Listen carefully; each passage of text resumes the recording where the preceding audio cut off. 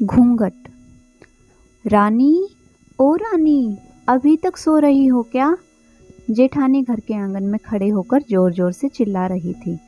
रानी भागते हुए अपने कमरे से निकली और बोली, दीदी मैं आ गई।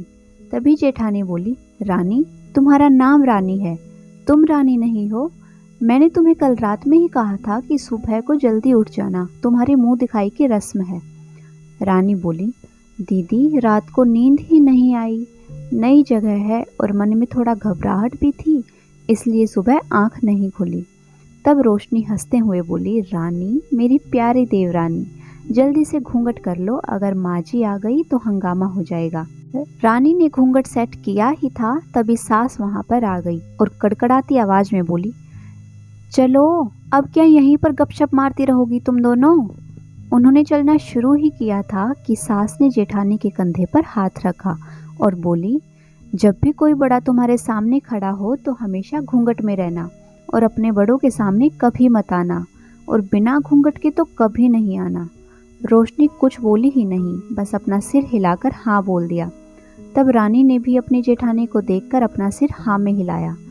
सास के जाने के बाद रानी ने रोशनी से पूछा कि आप इन सब चीजों को कैसे निभा लेते हैं। रोशनी मुस्कुराई और बोली, मैं तेरे जेठ जी से बहुत प्यार करती हूँ, इसलिए अभी तक चुपचाप सब चीजें निभा रही हूँ। फिर रानी कुछ नहीं बोली और चुपचाप रोशनी के साथ जाकर बैठ गई। वहाँ पर एक पड़ोस की आंटी भी बैठी थी। वह बोली, यह कैसी बहू आई है, सामने ससुर खड़े हैं और ये यहाँ पर बैठी है। तभी जेठानी बोली, आंटी जी अभी नई बहू है, यहाँ के रीति रिवाज सीखने में थोड़ा समय लगेगा। 5 महीने ऐसे ही छोटी छोटी चीज़ों में बीत गए। फिर एक दिन रानी अपने पति नरेश के साथ साड़ी लेने गई।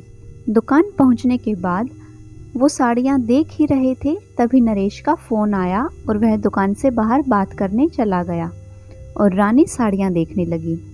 साथ ही में बैठे अंकल एक बार खांसे, फिर 2 बार और फिर 3 बार खांसे। तब रानी ने साड़ी वाले भैया से कहा, भैया अंकल जी को पानी दे दीजिए, बहुत खांसी हो रही है इन्हें।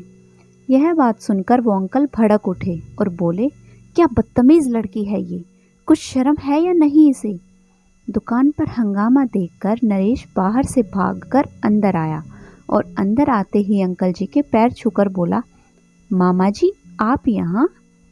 रानी घबरा के दुकान से बाहर निकल आई और एक लंबा घूंघट करके गाड़ी में बैठ गई और नरेश गाड़ी में बैठकर गाड़ी बहुत तेज चलाने लगा।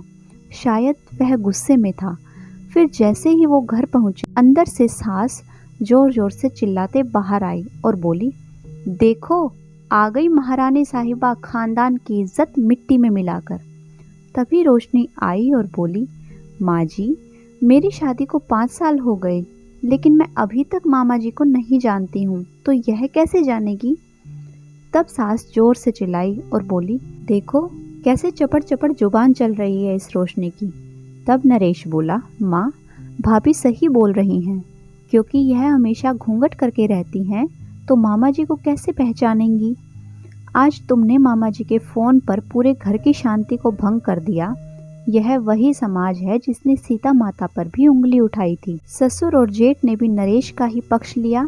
थोड़ी देर सोचने के बाद सास दोनों बहुओं के पास आई और बोली, बेटा मैं भूल गई थी कि शर्म आंखों में होनी चाहिए, घूंघट में नहीं। तुम दोनों को अपनी मर्यादा पता है और मुझे उम्मीद है कि तुम दोनों ही कभी भी मेरा सिर शर्म से नहीं झुकने दोगी। फिर सास ने दोनों बहनों को गले से लगा लिया। अगर आपको यह वीडियो पसंद आई है तो इसे लाइक कीजिए, शेयर कीजिए और चैनल को सब्सक्राइब ज़रूर कीजिए। Thank you.